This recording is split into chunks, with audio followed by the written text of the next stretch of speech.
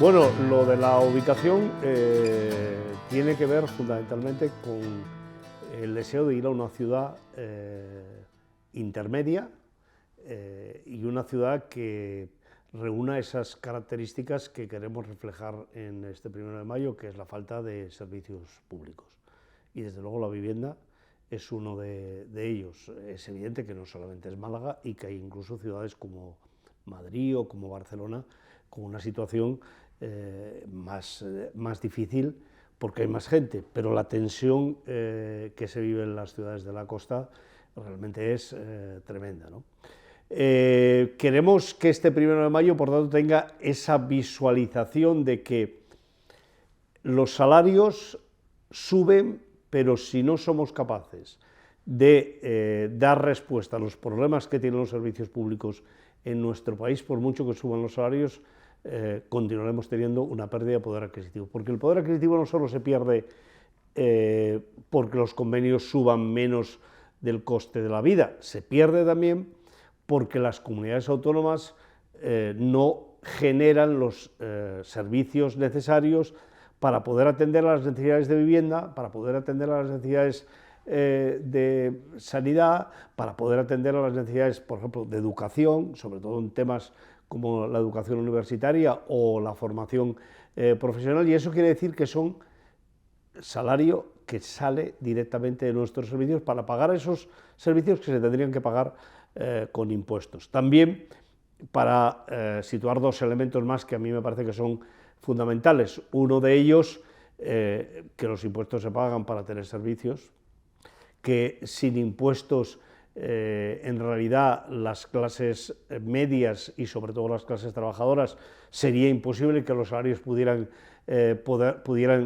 tratar las necesidades que tenemos, y también para situar de manera clara que estos regalos impositivos que en España se vienen haciendo con tanta alegría por parte de los gobiernos de algunas comunidades autónomas, finalmente van en detrimento de los servicios públicos, de los trabajadores y de las trabajadoras, y por tanto se bajan impuestos a los ricos y se suben costes a los trabajadores y a las trabajadoras. Y este 1 de mayo es un 1 de mayo que además se vive en un contexto global absolutamente terrible.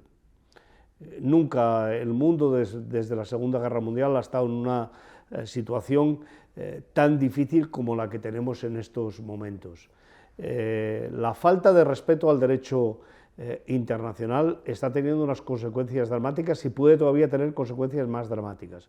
Por eso no solo estamos hablando de la agresión de Israel a Gaza o a Cisjordania, no solo estamos hablando de la agresión de Israel al Líbano, estamos hablando también de la agresión de Israel y Estados Unidos a Irán, o la propia guerra que tenemos en Europa con la agresión de Putin a Ucrania. Hay que restablecer el derecho internacional, los conflictos hay que resolverlos en el seno de las Naciones Unidas, y estos conflictos que son terribles desde el punto de vista de la pérdida de vidas humanas, que lo vemos cada día, también lo son desde el punto de vista general de las situaciones económicas a las que abocan no solo al lugar donde se producen los conflictos, sino de una manera mucho más amplia, de una manera planetaria. Por eso creo que este 1 de mayo tiene que ser un clamor, lo va a ser seguro en España, pero lo tiene que ser en todo el mundo, para exigir acabar con esta situación de impunidad y quitarle de la cabeza al presidente Trump, que es presidente, tiene toda la legitimidad para actuar en su país, no la tiene para actuar sobre el resto de los ciudadanos y las ciudadanas, y desde luego no necesitamos ningún emperador ni ningún absolutista. Necesitamos que se cumplan las leyes internacionales y que el comercio funcione de acuerdo con las normas generales. Pues a mí me parece una falta absoluta de sensibilidad, me parece una indignidad. No es verdad que este decreto vaya a agravar a las personas que son tenedoras de una vivienda, que son tenedoras incluso de 2 o 3 viviendas. En realidad esto lo que va es acabar con la especulación que existe sobre la vivienda. Los fondos de pensiones, los fondos buitres internacionales han recalado en la vivienda, piensan que es una manera muy fácil de ganar dinero, están presionando sobre la vivienda y hay que restablecer un principio básico, que es que la vivienda es un bien público, de uso privado, pero finalmente público, y tiene que estar regulado. No se puede utilizar la vivienda para lo que se quiera, tiene que utilizarse para el fin que está creada, para el fin que sitúan los ordenamientos urbanísticos de nuestras ciudades, que no es otro que para los ciudadanos y las ciudadanas. Por eso me parece que este es un debate que hasta ahora se ha visto mucho desde la visión más bien de carácter social, de las personas implicadas, pero que hay que darle una dimensión que va más allá de este carácter y que la tenemos que ver también desde la perspectiva económica. España va a tener un gravísimo problema para el crecimiento económico si no se solventan los problemas de vivienda. Las personas trabajadoras de nuestro país no van a ir a trabajar a una zona tensionada por un salario que en muchos casos ni siquiera les permite vivir dignamente. En ese sentido también hay que hacer un llamamiento a la patronal para que deje de mirar para otro lado y exija que se construya vivienda pública, exija que el mercado de la vivienda sea un mercado regulado, privado en la parte que corresponda, pero en todo caso con unas normas que no puede ser que la especulación sea el elemento fundamental en un bien básico como es la vivienda. Bueno, hay muchísimas razones que la hacen imprescindible. Desde luego sería razón más que suficiente que esta mañana, cuando nos hemos levantado, todos sabemos que hay 3 personas que no van a volver a su casa porque se van a morir en un accidente de trabajo. Eso ya de por sí es suficiente como para ir adelante con ese cambio. Pero es que la normativa que regula todos los temas que tienen que ver con la salud y la seguridad es una normativa que está vigente desde hace 40 años. En 40 años la vida ha cambiado de manera radical, las maneras de producir, y en ese sentido hay que introducir todos esos factores nuevos que no tenía la ley y que son imprescindibles. Hoy las enfermedades mentales son uno de los problemas más importantes que tiene nuestro sistema de salud, y en una parte muy importante, vienen condicionadas por el estrés que se vive en determinados puestos de trabajo, en los call centers, pero también en el trabajo que se hace en casa, muchas personas, ese no poder desconectar porque la empresa te da el teléfono o te da el ordenador. Las enfermedades profesionales en nuestro país solo las conocemos cuando ya están matando o ya han matado a miles de personas. Necesitamos poder visualizarlas antes. En España el reconocimiento de enfermedades profesionales es mínimo.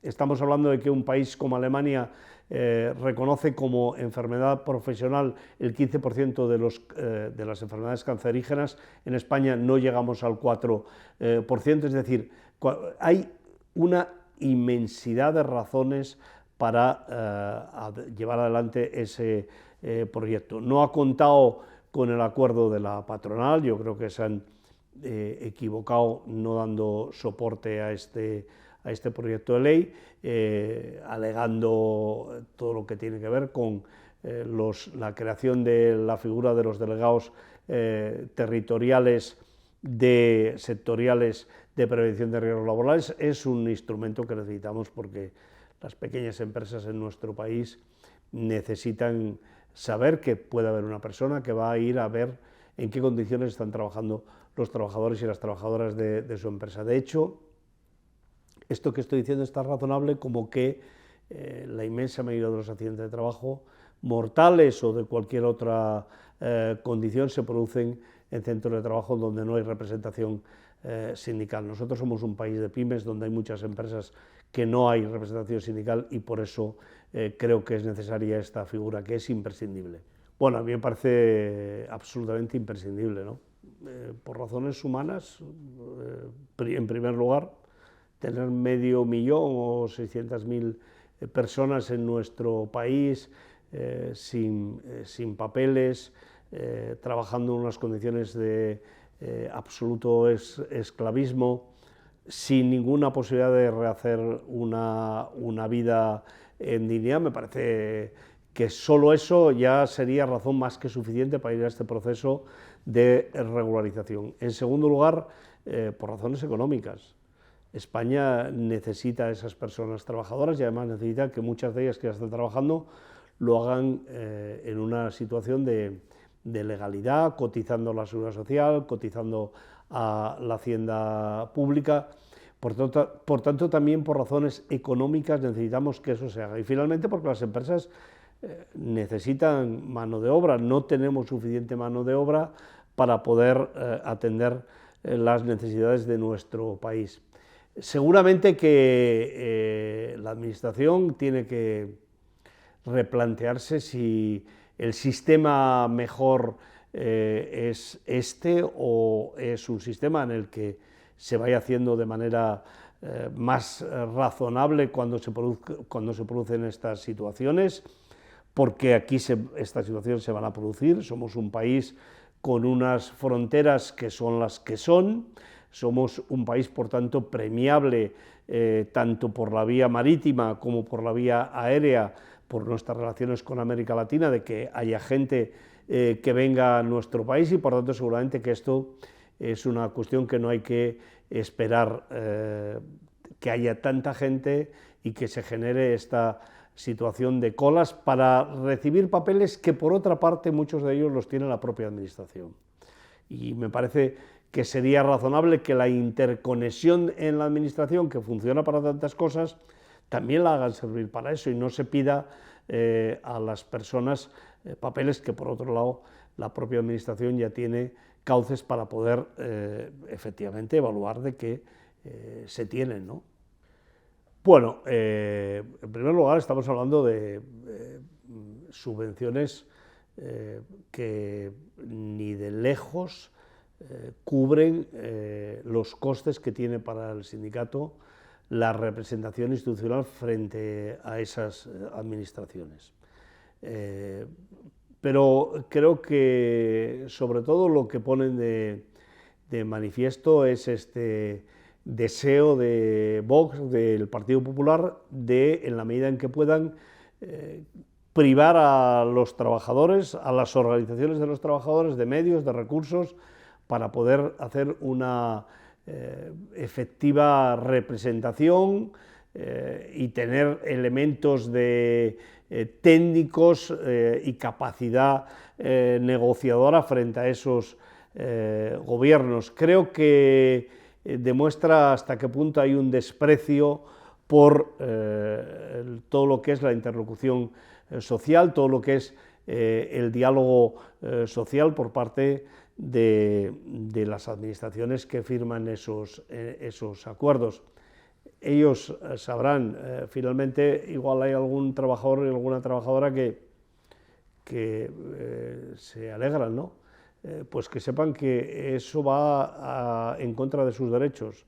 Algún derecho van a perder, alguna cuestión, algún servicio que les presta el sindicato gratuitamente van a perder, porque en realidad los afiliados y las afiliadas del sindicato son los que en estos momentos están sustentando todo este sistema de participación, de negociación, de servicios a todos los trabajadores y las trabajadoras, empezando por los convenios colectivos, que solo los negocian las organizaciones sindicales con los recursos de sus afiliados y, sin embargo, afectan de manera universal al conjunto de los trabajadores y de las trabajadoras. Esto pone de manifiesto hasta qué punto la derecha, y sobre todo la extrema derecha, que parece que es la que condiciona estos acuerdos, desprecia el diálogo social y desprecia los derechos de los trabajadores. Bueno, yo me niego a ponerme en ese escenario porque hay que debatir, hay que conocer. Yo creo que cada día hay más personas que se dan cuenta que los duros a 4 pesetas no existen. Y por tanto el mensaje de Vox es un mensaje que no creo que vaya a tener refrendo suficiente como para condicionar ni sé si la suma del PP y de Vox van a tener peso suficiente para constituir un gobierno en el ámbito de España. Pero lo vamos a afrontar pues como se afrontan democráticamente las decisiones que soberanamente toma un pueblo. Nosotros no somos los que decidimos quién nos gobierna, lo deciden las personas, entre ellos las trabajadoras y los trabajadores, y por tanto lo que es evidente es que tanto el PP como Vox, todas las medidas que hemos estado negociando y acordando durante este periodo de tiempo, las han rechazado. Han rechazado el aumento del SMI, de una manera o de otra. Por tanto, la gente a la hora de votar sabe que tenerse. Pero es que han rechazado la reforma laboral que habíamos pactado con la patronal. Y aún hoy no han dicho que van a respetar la reforma laboral que ha generado millones de puestos de trabajo con carácter indefinido. Han rechazado y han votado en contra del acuerdo de las pensiones, que es el que permite que se revaloricen las pensiones, y a día de hoy aún no han dicho que efectivamente eso es un elemento que va a perdurar en el tiempo, solo por situar algunas de las cuestiones más importantes y más trascendentes que se han aprobado. Creo que queda mucho para llegar a esa situación, y mientras tanto vamos a ver en las comunidades autónomas cómo se van gestando en programas de gobierno estos acuerdos que, por otra parte, parece que ni siquiera antes de levantarse a la mesa se interpretan de la misma manera, ¿no? Bueno, este es un compromiso que está en vía quiero decir que hay toda una tramitación que se tiene que hacer, que tiene que pasar por el Consejo de Ministros, que finalmente el Consejo de Estado tiene que hacer un informe y que el Gobierno después decretará. Esto tiene que salir, es un compromiso que tiene el Gobierno, no solo este año, que reiteradamente ha venido incumpliendo en los acuerdos del SMI, en este está escrito, está firmado, y yo espero que por tanto vea la luz cuanto antes. En relación con el SMI, de cualquier manera, los sindicatos también, de manera clara, hay que decir que no vamos a renunciar a que haya una subida del SMI a mediados de año si la guerra provoca una situación de inflación que legalmente lo recomiende, y por tanto vamos a ver si no pasa, que sería lo deseable, pero en todo caso yo creo que hay que tener abiertas las expectativas, porque tampoco sabemos muy bien si la guerra va a tener consecuencias inflacionarias más allá de las que conocemos.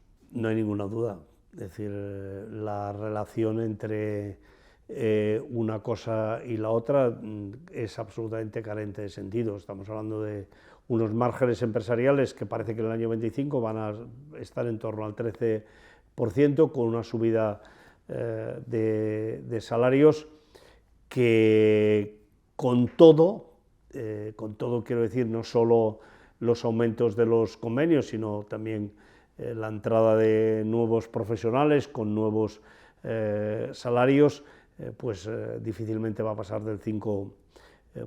Por tanto, creo que hay un margen para subir los salarios. Es uno de los problemas que tiene España. España hemos ido ganando en productividad, tenemos una situación asimilable a la que hay en la inmensa mayoría de los países del entorno nuestro de la Unión Europea, y ahora lo que hay que hacer es subir los salarios. Bueno, yo creo que este empresario igual debería presentarse a unas elecciones, explicar qué es lo que quiere, porque por ahora la regulación de los sistemas no lo hacen los empresarios, afortunadamente, tampoco lo hacen los sindicatos, lo hacen los estados, lo hace la representación de la soberanía popular. A mí me parece que es un desastre. Es ciencia ficción. La pregunta que tendrían que hacerse algunos de estos empresarios, que tienen una visión muy corta, es aquella respuesta que un sindicalista americano le dio al presidente de la Ford, cuando un día le dijo: mira, toda esta gente que hay aquí puede ser que vaya desapareciendo, que por tanto vayamos sustituyendo las personas por robots y os quedáis sin trabajo. Y este sindicalista, creo que con gran acierto, le dijo: bueno, usted vaya pensando a quién va a vender los coches, porque si no hay trabajadores, si la tecnología se lo va a comer todos los puestos de trabajo, pues lo que no sé es para quién va a trabajar la tecnología y quién va a pagar, por tanto, la posibilidad de que se continúe en esta línea en relación con todo lo que tiene que ver con las nuevas tecnologías, que ya decir nuevas tecnologías es quedarse cortos. Creo que los estados tienen que en esta materia legislar, creo que tiene que haber legislación supraestatal, en nuestro caso claramente el Estado en este caso sería la Unión Europea, pero también desde una perspectiva planetaria. Y en parte este conflicto que tenemos ahora, este intento de tirar las reglas del juego por la ventana del presidente Trump, es un deseo justamente de que se abran puertas, posiciones como las de este empresario, ¿no? que por otra parte en Davos ya hace tiempo que vienen teorizando incluso con quitar el derecho de voto universal tal y como lo conocemos. Bueno, efectivamente, las 37 horas y media nos hemos estrellado con esa mayoría bastante que sin argumentos ha rechazado la reducción de la jornada de trabajo. Nos hemos encontrado con una patronal que dice una cosa cuando se sienta a negociar y otra después cuando se sienta a negociar con los sindicatos, una cuando se sienta a negociar con el gobierno y los sindicatos y otra después cuando se sienta a negociar con los sindicatos, y eso nos ha generado pues que efectivamente hayamos perdido el primer round, ¿no? Pero el combate continúa, o sea, nosotros no vamos a renunciar para nada a la reducción del tiempo de trabajo. En los convenios colectivos se está haciendo más de lo que se había hecho hasta ahora, es decir, hay más reducción de tiempo de trabajo de lo que venía siendo habitual en los convenios anteriores. Las 37 horas y media son un objetivo que tenemos a corto plazo, y si no se da, pues que se vayan pensando que igual el siguiente round son las 35, no son las 37 y media, porque en realidad las 37 y media no dejan de ser un paso, sobre todo para poder arrastrar aquellos sectores de trabajadores que no hay una gran representación sindical, que es muy difícil organizarlos y que es donde realmente la jornada laboral es más alta, que son los servicios, que es la agricultura de una manera absolutamente escandalosa y que tiene una relación muy directa con la falta de peso de las organizaciones sindicales. Nosotros, los sectores donde tenemos peso, pues se ha avanzado en la Administración General del Estado con las 35 horas semanales, y en la inmensa mayoría del sector privado pues estamos por debajo de las 37 horas y media, allí donde hay fuerza de las organizaciones sindicales. Y el despido pues es una batalla que tenemos abierta desde dos perspectivas. Desde la perspectiva jurídica, el Tribunal Supremo ha hecho una interpretación desde nuestro punto de vista comprando todos los argumentos de la COE, que no se corresponden con el entramado jurídico que debería de haber tenido en consideración el Tribunal Supremo. Vamos al Constitucional que creo que va a tener en cuenta una cuestión fundamental, que es que hay una resolución de un organismo internacional que España se ha adherido, que España tiene que cumplir sus convenios y, por tanto, tiene que formar parte del ordenamiento jurídico de nuestro país. Y eso lo tenemos vía constitucional. Si no sale en el Constitucional, iremos al Tribunal de Justicia de la Unión Europea para que se aplique, y mientras tanto vamos a plantear al Gobierno que adapte la legalidad a un convenio internacional que ha firmado. En ese contexto es el contexto en el que estamos. A ver, la razón es obvia. Todo el mundo tiene que cumplir las leyes y, por tanto, si un convenio colectivo, que es una ley que rige en un sector o en una empresa, dice que la jornada laboral es de tantas horas diarias, mensuales, anuales, las empresas tienen que cumplir la ley. Si no están cumpliendo la ley, y todo el mundo reconoce que no cumple la ley, incluido el Consejo de Estado, ¿a qué esperamos? ¿Cuál es la razón para que jurídicamente se impida que una norma que viene a obligar a que se cumpla una ley no se ponga en marcha y se permita que se continúe incumpliendo la ley? Esta es, desde nuestro punto de vista, la cuestión imperdonable por parte del Consejo de Estado.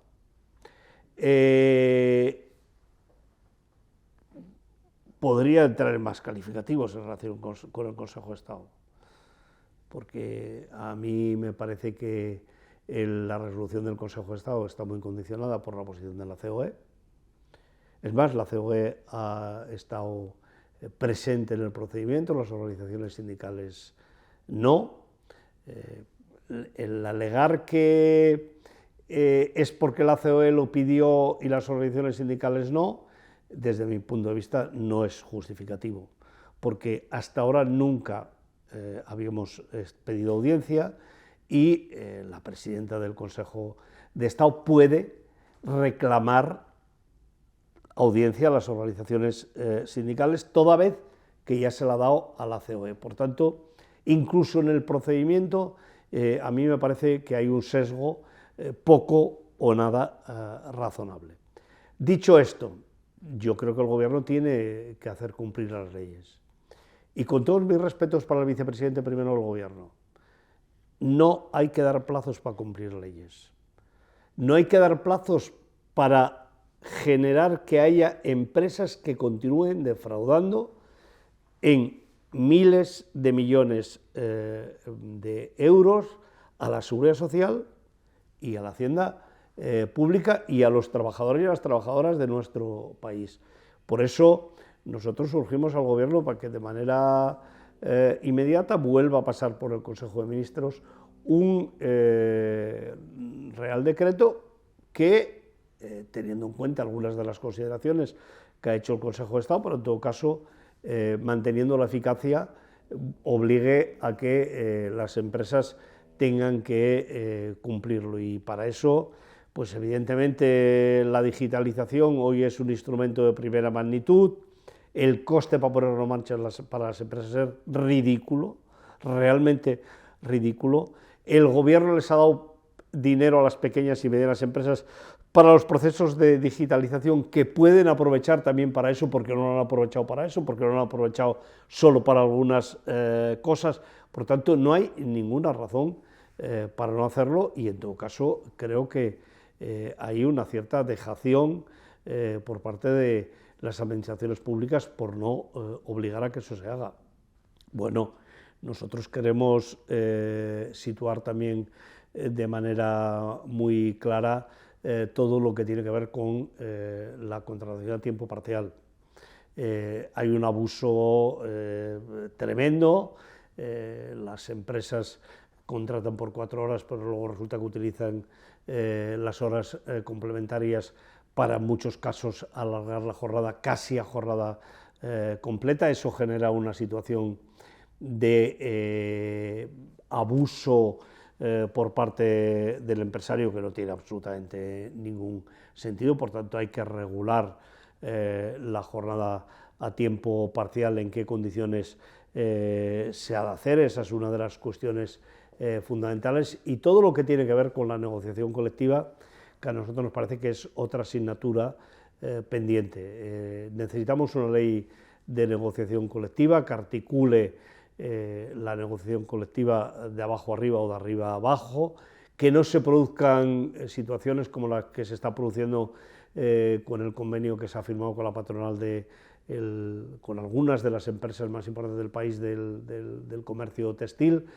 con Arte, que al final lo que hace es absorber convenios superiores de ámbitos territoriales, que efectivamente no les van a bajar el sueldo a los actuales trabajadores, pero que los nuevos van a contratarlos bajo otras condiciones, y eso sabemos que no solo genera una situación absolutamente de indefensión y de rebaja de salarios para los nuevos, sino que para los que ya están los pone en la puerta de la calle. Por tanto, una negociación colectiva que articule, que sitúe niveles diferentes en los convenios colectivos, y fíjese que además lo estamos haciendo en un sector que les debería abochornar, porque es un sector que tiene grandísimos beneficios. Las empresas con más beneficios de nuestro país están en este sector, ¿no?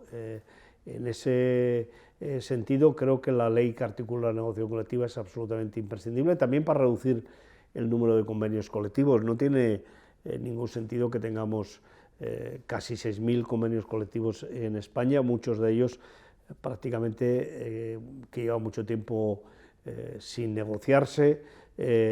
Algunos de ellos, me explicaban hace unos días, llevan 4 años parados sin negociarse porque no se encuentra a la patronal. Ahí creo que tenemos que hacer un proceso que también hay que hacer con la COE, obviamente, que nos permita racionalizar y tener una negociación colectiva más simplificada. Un placer.